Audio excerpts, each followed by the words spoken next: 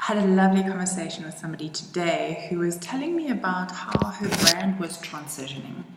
So she was going from one level into a different level, and as she was going through the shift and changing business names and the model and all those good things, the one thing that came up for her was she just found herself, like, in a way, her confidence was a bit knocked because she was starting to question everything.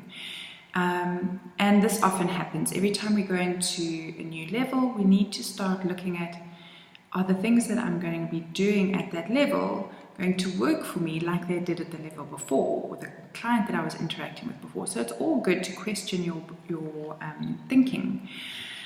But oftentimes, especially for business owners who are on their own and they don't have a team of people that they can bounce ideas off of, or maybe your team is not as strategic as you'd like them to be, what happens is, in that case, we start going through all of those things in our own mind. And when we start spending too much time in our own head, it can get a little bit lost in there.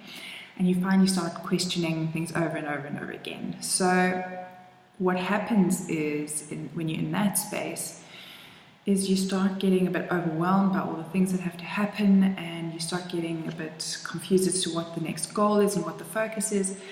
And when you're in that space, the thing you need is a clear strategy and a clear way forward. And I'm not talking about your business strategy. I mean, you probably have the business strategy outlined in terms of exactly what your goal and your plan is, or what the vision is.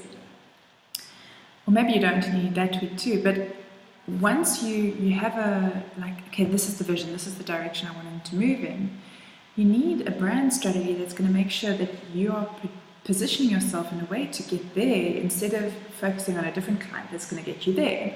So brand strategy is basically the bridge between now and that vision that you have, and what do you need to do to get you there.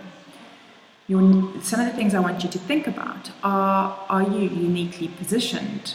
And are you going to be attracting that ideal client? Who is that ideal client, and how do you really serve them?